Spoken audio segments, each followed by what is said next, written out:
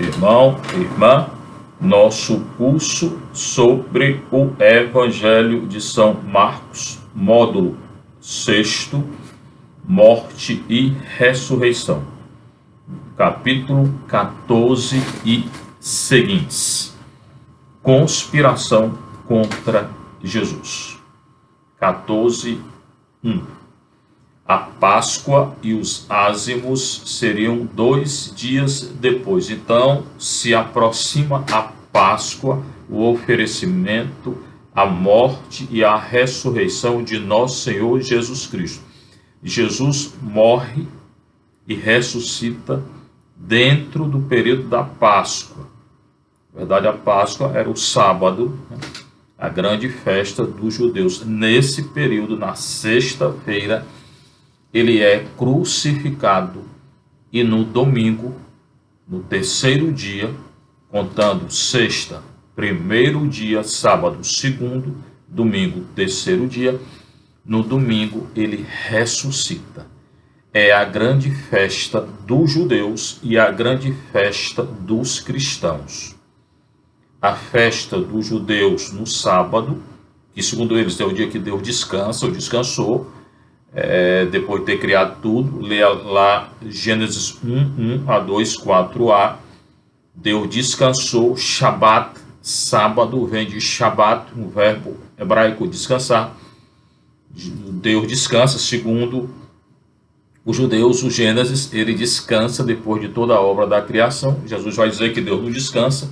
Deus trabalha sempre no Evangelho de João e ele também trabalha. Então, o sábado é o dia mais importante para o judeu, na celebração da Páscoa. Para nós cristãos é o domingo da ressurreição. Deus cria tudo em 6 dias, descansa no sábado e ressuscita no domingo. O domingo que é a recriação de tudo. A Páscoa e os ázimos seriam 2 dias depois, e os chefes dos sacerdotes e escribas procuravam como prender Jesus por meio de ardil para matá-lo. Eles procuravam um ardil para matar nosso Senhor. Endetopasha, Pascha, Cai ta adzima, festa da Páscoa e os ázimos. Metadio remeras, dentro de 2 dias, seriam 2 dias depois.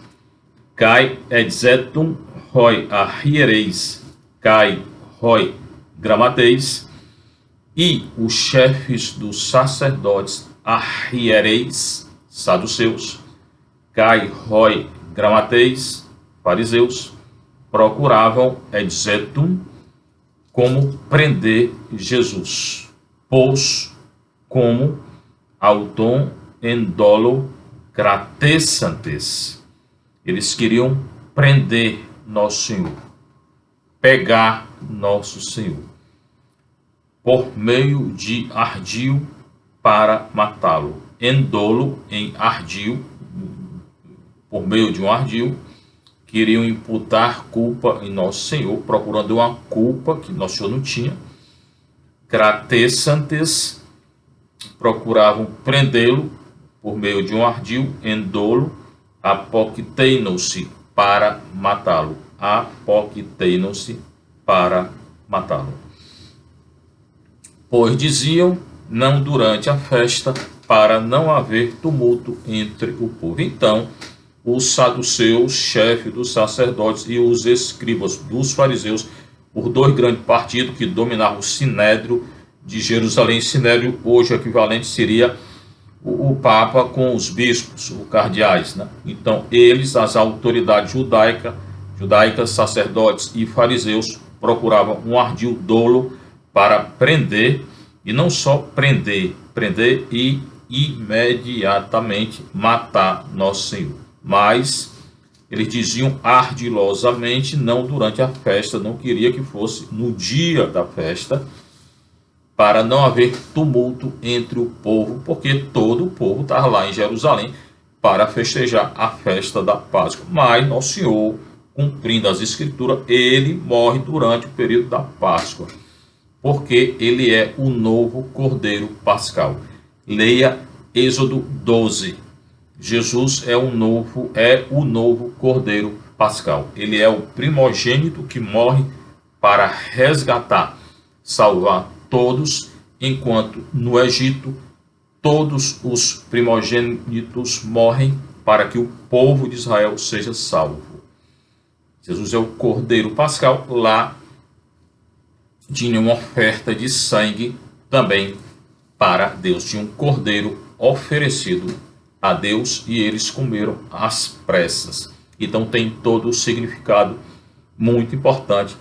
Jesus, que é judeu e era judeu, ele morre no período da maior festa dos judeus, da saída do Egito, da revelação do nome de Deus, da festa da Páscoa, que ainda hoje é muito importante para a religião judaica. Só que Jesus é o novo, ele cria a igreja que é o novo Israel. Ele é o novo Israel, ele constitui um novo povo, uma nova aliança. Nós não seguimos mais a antiga aliança. A antiga aliança serve para que a gente entenda melhor o sentido de tudo aquilo que o Senhor fez, o sentido da nova aliança.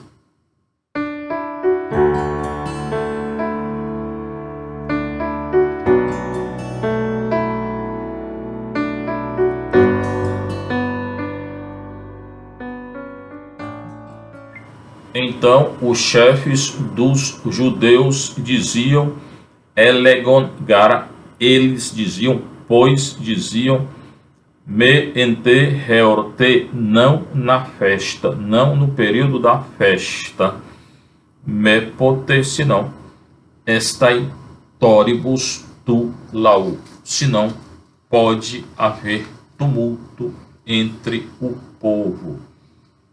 Toribus tu lau, tumulto entre o povo.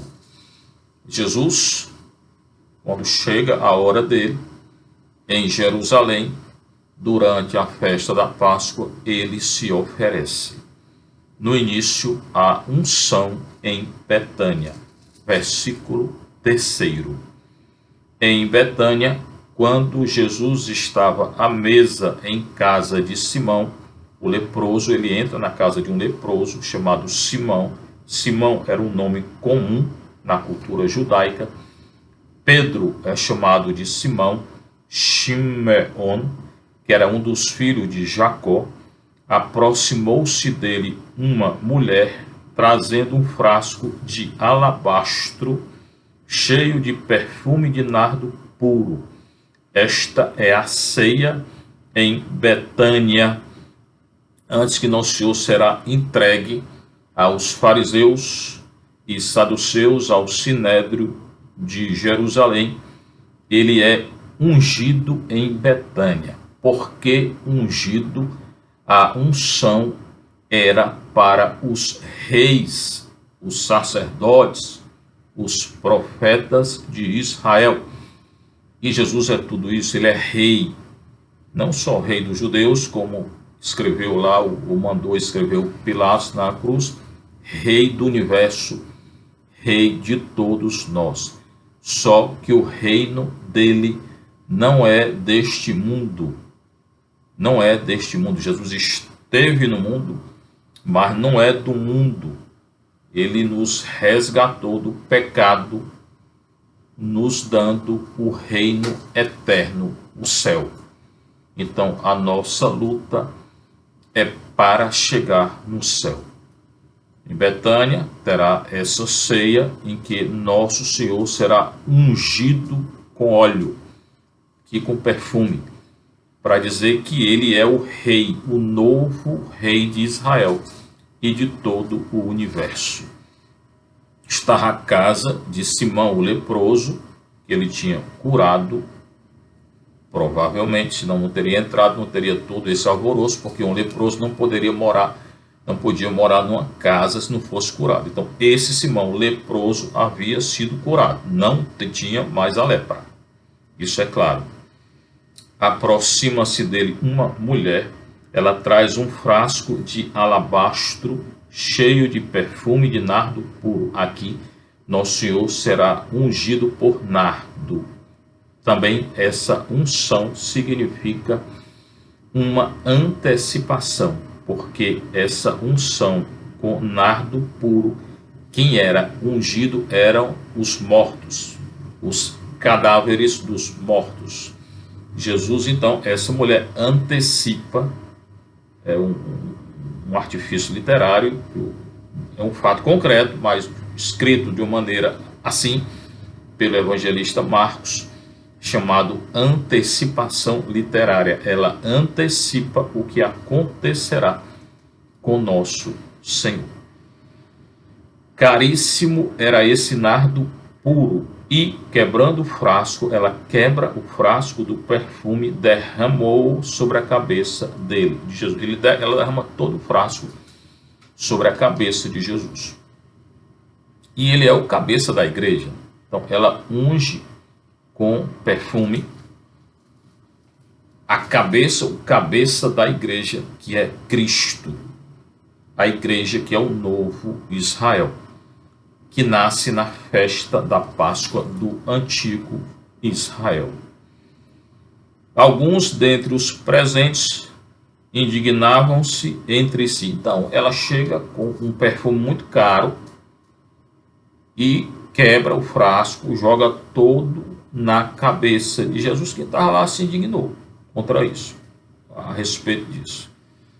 Para que esse desperdício de perfume caro, pois poderia ser vendido esse perfume por mais de 300 denários, uma soma muito grande de dinheiro, e distribuído aos pobres, que estavam lá, se indignaram e disseram: para que tu está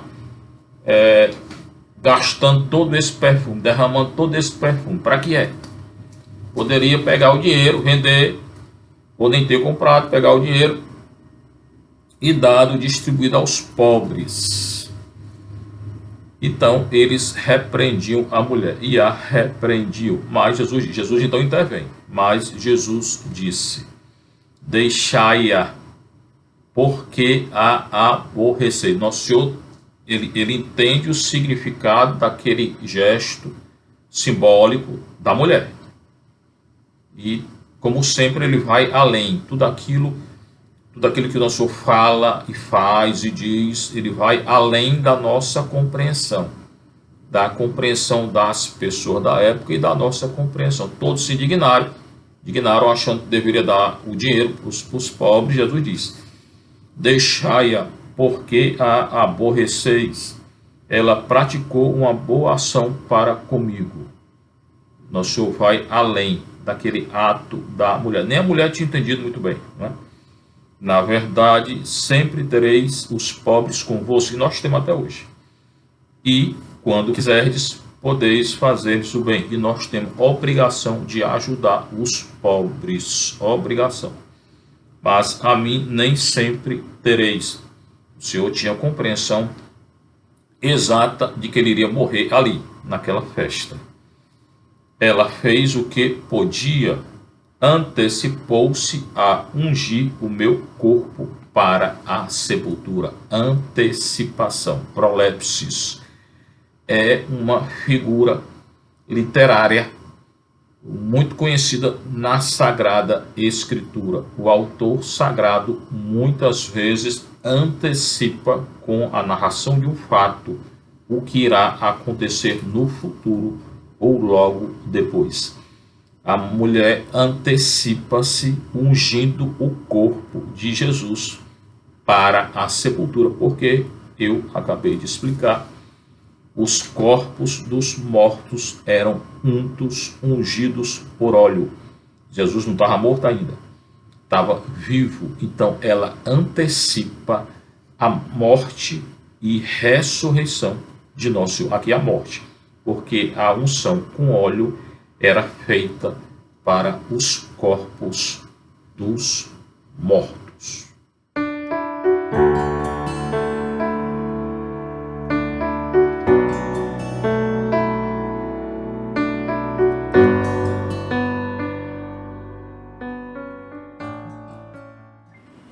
Versículo 9.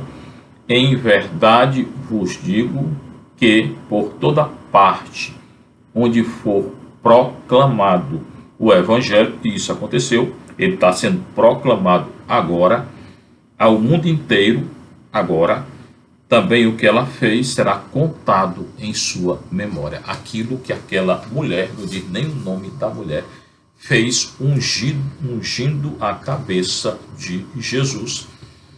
É uma antecipação do que acontecerá daqui a pouco, a morte de nosso Senhor, antecipando-se a ungir o corpo de Jesus para a sepultura. Isso ficou em memória dessa mulher. Versículo 9. Pro elaben myrissei to somamu. Ela antecipa, pro elaben myrissei, em ungir, antecipa-se em ungir, pro elaben antecipou-se em ungir, myrissei, o que? To somamu, o meu corpo de Jesus, o corpo de Jesus. Então, nós temos que praticar o bem para com os pobres, claro, toda época, todo lugar, mas o importante aqui é a antecipação que essa mulher faz ungindo o corpo de nosso Senhor. Nosso Senhor vem antes de qualquer outra atitude, né? Mas nada impede de nós hoje continuarmos a ajudar aos pobres, mas o que ela fez ficou na memória dela. Mnemosison autes, na memória dela. Versículo 10. Então ele entrou numa casa em Betânia, casa de Simão leproso, não estava mais leproso, estava curado, porque senão, se ele estivesse presente, ninguém poderia estar lá, se ele ainda estivesse com a lepra, a não ser que o Simão leproso não estava lá, não tinha sido curado. Aí, mas o Evangelho não especifica, mas se chama ele, Simão o leproso. Ele tinha sido curado e ele estava presente nessa casa. Tinha uma mulher, ela unge a cabeça de Jesus com um perfume muito caro. Alguns reclamam e nosso Senhor diz: deixai-a, o que ela fez ficará em sua memória, e ficou. Está relatado no Evangelho de Marcos. E você encontra também em Mateus 26, 6 a 13. Agora, o relato da traição de Judas. Muito claro em todos esses relatos a fraqueza humana. Os 12 que nosso Senhor tinha escolhido para estar com ele nos 3 anos de ministério na Galileia, em toda a Judéia, todos fogem quando nosso Senhor é preso. O chefe deles nega conhecer nosso Senhor, nega por 3 vezes conhecer nosso Senhor. E um deles, Judas, trai, entrega nosso Senhor. A traição de Judas. Versículo 10. Judas Iscariote, um dos 12, era do colégio apostólico, foi aos sacerdotes, aos chefes dos sacerdotes, para entregá-lo a eles. Hoje se fala tanto em crise da igreja, realmente existe uma crise no mundo todo na igreja, mas a igreja católica, ela nasce numa crise. Dos 12, um trai, um nega, e todos fogem quando nosso Senhor é preso. Cai Judas Iscariote, e Judas Iscariotes,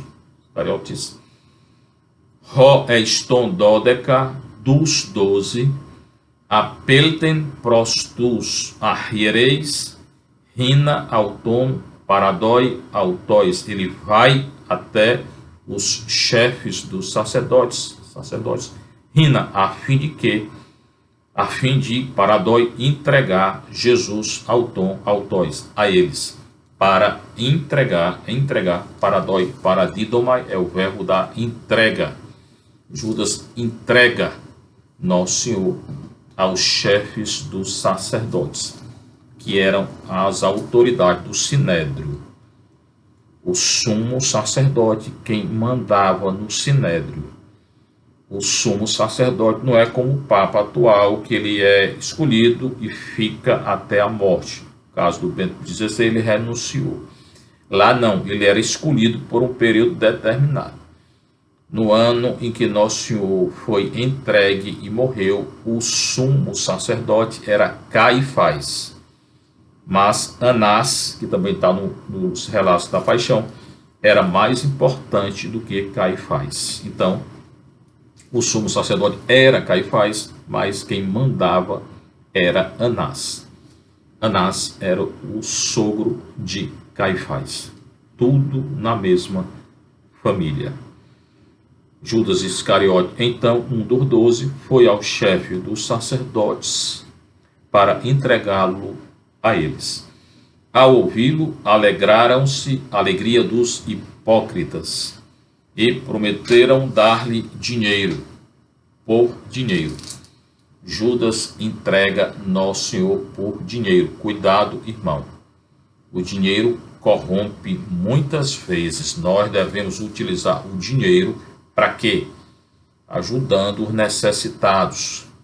Aí nós iremos ter um tesouro nos céus. Nosso Senhor nos advertiu para usar o dinheiro para conseguir o reino dos céus e não para trair, para negar, para mentir.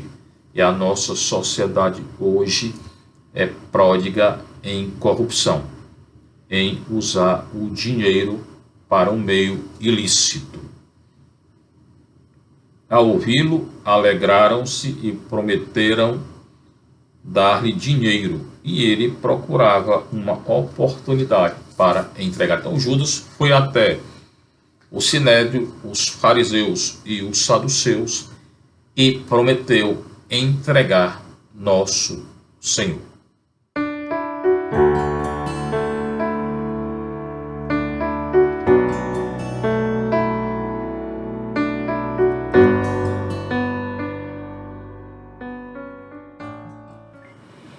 Toda essa atmosfera de traição, de negação, de escuridão, antecipou a morte de Nosso Senhor. Versículo 12. Analisamos versículo por versículo. No primeiro dia dos ázimos, essa festa dos ázimos se celebrava durante o período da festa pascal, quando se imolava a Páscoa, a grande festa dos judeus. Os seus discípulos de Jesus, lhe disseram. Então, eles também celebravam a Páscoa. Quem? Jesus e os discípulos dele. Por quê? Porque eram judeus. Estavam no período da Páscoa, então eles estavam em Jerusalém, tinha que ser celebrada em Jerusalém. Os judeus vinham de todo o território, da Judéia, Galiléia, até Jerusalém para festejar a Páscoa. Então os discípulos vieram com Nosso Senhor.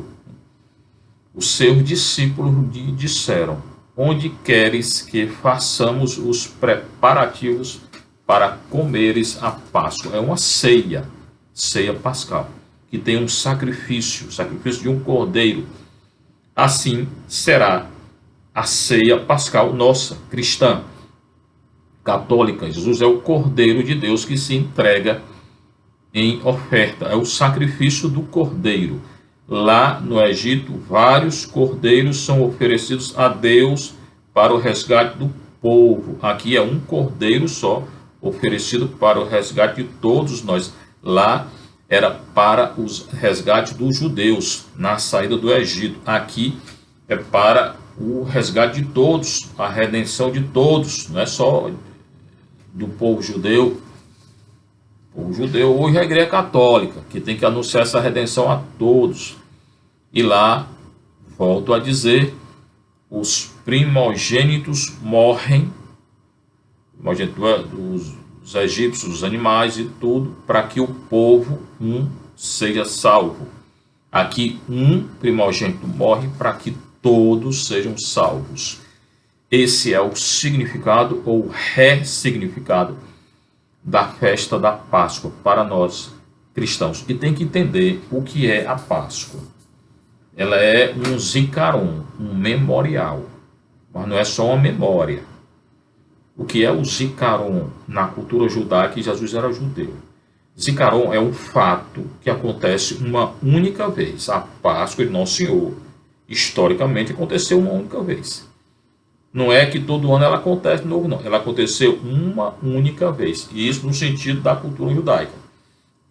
Quando eu festejo a Páscoa, e a Eucaristia, que também é Páscoa, eu entro no evento salvífico que aconteceu uma única vez. E eu sou salvo.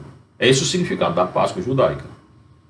Não é que ela volta a acontecer, não. A Páscoa realmente aconteceu uma única vez. Estou dando o sentido judaico, do Zikaron. E nesse sentido, Nosso Senhor se ofereceu uma única vez. Quando nós comemoramos em memória a Páscoa ou a Eucaristia, que é a nova Páscoa, porque ali também morte e ressurreição de Nosso Senhor, eu entro naquele evento salvífico que aconteceu uma única vez. E se eu tiver realmente fé, eu serei salvo nesse momento. Daí a importância de toda a Eucaristia e toda a Páscoa. Não é que volta a acontecer, no sentido judaico do termo. Eu entro no evento e sou salvo nesse momento. Assim eu compreendi os judeus em relação à Páscoa deles. E assim o significado da Páscoa nessa cultura. Um evento que acontece uma única vez e que eu, com fé, entro nesse evento e sou salvo se eu acreditar. Onde queres que façamos os preparativos para comeres a Páscoa. Nesse contexto da Páscoa, da ceia do Cordeiro, Nosso Senhor irá instituir a grande festa para nós católicos, que é a Páscoa, que nós comemoramos todo ano, e que é a Eucaristia. No contexto pascal, ele oferecendo o corpo e o sangue dele, institui a Eucaristia, que também não é só uma memória, não. A Eucaristia é a presença real do corpo e do sangue de Nosso Senhor. Então, é um evento salvífico que aconteceu uma única vez, em que Nosso Senhor institui a Eucaristia, que não é só uma memória, é um evento salvífico histórico. E na Eucaristia, e em toda Eucaristia, está presente o corpo, o sangue, a alma e a divindade de Nosso Senhor. A maior festa católica era a maior festa judaica, se torna a maior festa católica, a Páscoa, e no contexto da Páscoa, Nosso Senhor Jesus Cristo institui a Eucaristia. O sacramento da Eucaristia. Sacramento é a presença real de Nosso Senhor. Não é só uma memória como muitos hoje estão entendendo. Os protestantes não aceitam como presença real do corpo, alma, sangue e divindade de Nosso Senhor. Para nós católicos, a Eucaristia é a presença real, sacramental, do corpo, da alma, do sangue da divindade, do Espírito da divindade de Nosso Senhor. É Ele, não é só uma memória. Até porque o Zikaron judaico, eu expliquei, não é só uma memória, não. É a presença real. O judeu entra naquele evento salvífico. Eu entro no evento salvífico da Páscoa, da morte e ressurreição. E quando Nosso Senhor diz, isto é o meu corpo, é o corpo dele. Isto é o meu sangue, é o sangue dele. Isso ninguém pode alterar na Igreja Católica. É presença real de Nosso Senhor.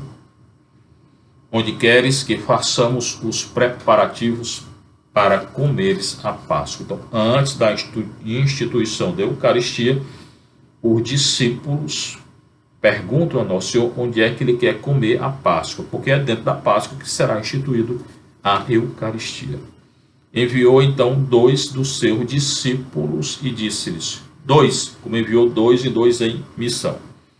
Ide à cidade, um homem levando uma bilha d'água virá ao vosso encontro, segui-o.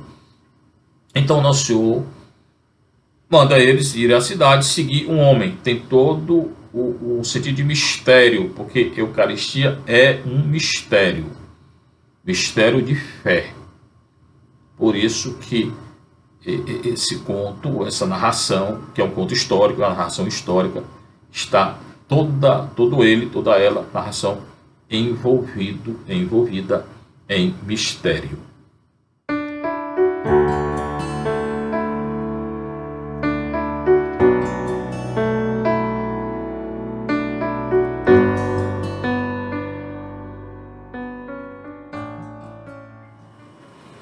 Jesus então manda 2 dos discípulos entrarem na cidade. Ao verem um homem levando uma bilha d'água, esse homem virá ao encontro dos discípulos. Os discípulos têm que seguir esse homem, mistério, né? Uma aura de mistério. Onde ele entrar, onde o homem entrar, dizei ao dono da casa. Então esse homem é que vai conduzir os discípulos à casa onde eles irão celebrar a festa da Páscoa. Recordem a história dos magos, né? A estrela conduz os magos ao local onde nosso Senhor nasceu. Aqui são esse homem que conduzirá os 2 discípulos à casa onde nosso Senhor irá comer a Páscoa, celebrar a Páscoa, que será a Páscoa dele. Nosso Senhor, ele come a Páscoa, que é uma ceia judaica, mas ao mesmo tempo está instituindo a Páscoa dele, porque ele irá morrer e ressuscitar. Ele é o Cordeiro Pascal. Aquele Cordeiro lá não ressuscitou. Nosso Senhor sim, instituindo a nova aliança. Mas tem todo um ressignificado. Nosso Senhor ressignifica a festa da Páscoa. Ali o Cordeiro morre, os judeus são salvos. Aqui o Cordeiro morre e ressuscita, e nós somos salvos. Nós somos o novo povo de Deus. Agora, a salvação não é só dos judeus. E esse fato histórico aconteceu uma única vez. Cada ano que eu celebro a Páscoa, eu entro nesse evento salvífico, que é a Páscoa. Não é só uma memória, é um evento, é histórico. Onde ele entrar, dizei ao dono da casa, o mestre te pergunta, onde está a minha sala em que poderei comer a Páscoa com meus discípulos? Então, toda essa atmosfera de mistério, eles têm que seguir um homem que estava carregando uma bilha d'água. Onde ele entrar é a casa que Jesus deseja celebrar a Páscoa e celebrará a Páscoa com os discípulos. Lá tem uma sala. O discípulo deve perguntar, onde está a sala, a minha sala, em que poderei comer a Páscoa com meus discípulos. Versículo 15. E ele vos mostrará no andar superior, o andar mais importante da casa, é lá que nosso Senhor comerá a Páscoa dos judeus e dele, e instituirá a Eucaristia, que é um memorial, um zicaron, que é uma Páscoa, e dentro do mistério pascal, que é um evento salvífico e a presença real do corpo e do sangue de nosso Senhor. E ele vos mostrará no andar superior uma grande sala arrumada com almofadas, quer dizer, todo um zelo. Nosso Senhor aqui, o evangelista, especificando onde é a sala, porque é muito importante esse evento. É a festa mais importante para nós cristãos, a festa da Páscoa. Fazei os preparativos ali para nós. Tudo isso antecipando, preparando a festa da Páscoa para Jesus e para os discípulos. E tudo isso aconteceu não só nesse dia, mas aconteceu concretamente depois desse dia. Aqui é a quinta-feira santa. Logo depois, nosso Senhor será entregue, morrerá. E os discípulos também padecerão a Páscoa, o sofrimento da Páscoa. Os discípulos também serão sacrificados. Um trai, um morre e todos fogem, deixando Nosso Senhor sozinho. Os discípulos partiram e foram à cidade. Obedecem. Acharam tudo como lhes fora dito e prepararam a Páscoa. Tudo isso é uma antecipação da Páscoa, antecipação do que sucederá com Nosso Senhor, do que sucederá com todos os apóstolos e todo mundo que estava lá. Todo mundo entrou nesse evento, ou contra ou a favor de Nosso Senhor, e que nós todos também participamos, ou acreditando ou não. Porque esse evento, quando é comemorado, ele acontece como algo concreto. Acontece como? Eu entro no evento salvífico que aconteceu uma única vez. O Senhor esteja convosco. Bênção de Deus Todo-Poderoso, o Pai, o Filho e o Espírito Santo. Que a alegria do Senhor seja a nossa força. Fiquem em paz com nosso Senhor.